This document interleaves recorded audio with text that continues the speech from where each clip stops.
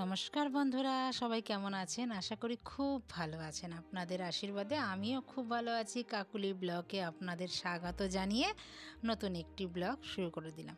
চলুন, আজকে সকালবেলায় টিফিন বানাবো। আজকে দাদার হুকুম, আজকে দাদা রুটি খাবে। কারণ কি জানেন, দাদা বলে ভুঁড়ি বেরিয়ে যাচ্ছে। তার জন্য আজকে থেকে দাদা ঠিক করেছে সকালে রুটি খাবে আর রাতেও রুটি খাবে, শুধু দুপুরে একটু ভাত খাবে। তো 3 বেলাই কিন্তু দাদা আগে ভাত খেত।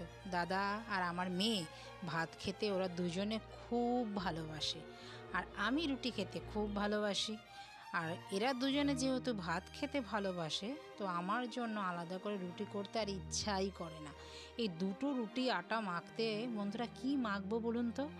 তো আজকে দাদা বলেছে রুটি খাবে, তো আমার কিন্তু খুব খুশি হচ্ছে। আমি রুটি আজকে খাবো। আমার রুটি খুব ভালো লাগে খেতে। আমরা ছোটোবেলা থেকেই রুটিটা কিন্তু খেয়ে এসেছি।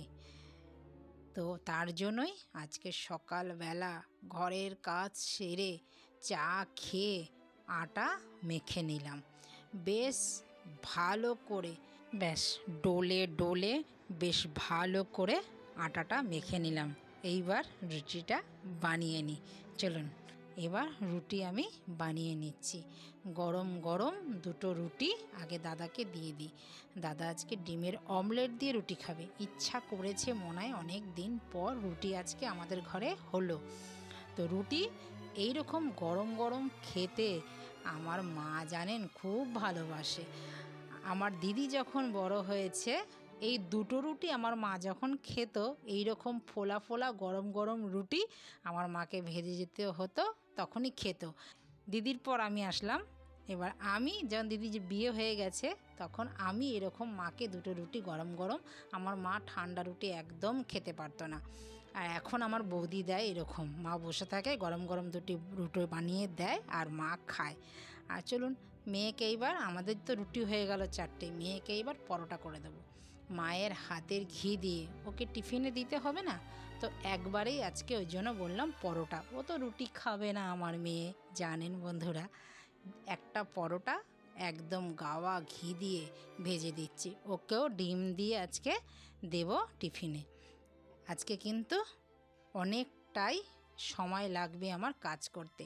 আর তার দাদাও তো আবার টিফিন নিয়ে যাবে আজকে। অন্য সময় তো টিফিন বানাই না, যেহেতু ওরা দুজনেই ভাত খায় বলে আমি আর টিফিন বানাই না।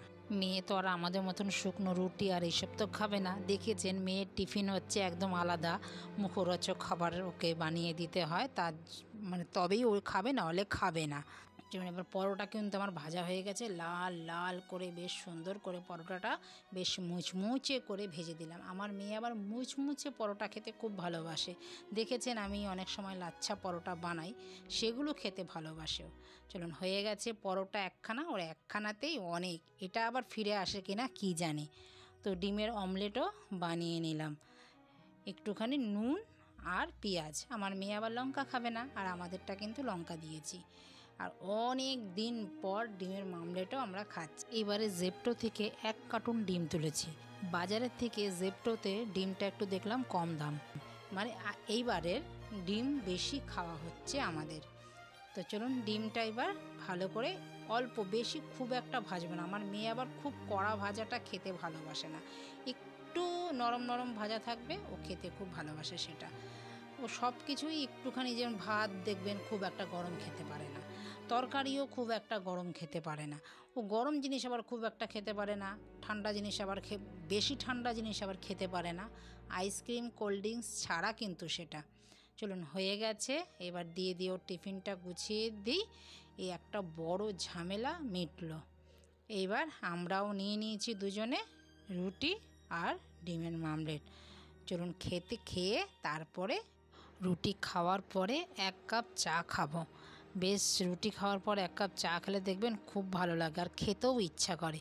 চলুন, সব কিছু আমার হয়ে গেছে, মেয়েও চলে গেছে, মেয়ের বাবাও চলে গেছে, সব কিছু কাজও ঘরের হয়ে গেছে। এখন বানাবো আমি। এখন প্রায় বাজে ধরুন 2:30। আমার ঘরের কাজ সারতে, পুজো দিতে, সব কিছু কাজ কমপ্লিট হওয়ার পরে আর এখন ভেজে নিচ্ছি একটু পেঁয়াজি। কেন পেঁয়াজি ভাজছি জানেন? আজকে খাবো পান্তা ভাত, সামান্য একটু পান্তা ভাত আছে, তো সেটা ফেলবো না। ভাত ফেলা একদমই ভালো না, লক্ষ্মীর দানা, আমি পছন্দ করি না ভাত ফেলতে, আর আপনাদের দাদাও কিন্তু পছন্দ করে না ভাত ফেলতে। আমাদের ভাত কখনোই বেশি হয় না, আর আমরা ভাত ফেলিও না, ভাত ফেলতে খুব গায়ে লাগে। আর তার জন্য একটুখানি ভাত বেঁচে গেছে, ওটা মাইক্রোওভেনে দিলে পরে না হবে না, যেহেতু ফ্রিজে ঢোকাতে না ভুলে গেছিলাম।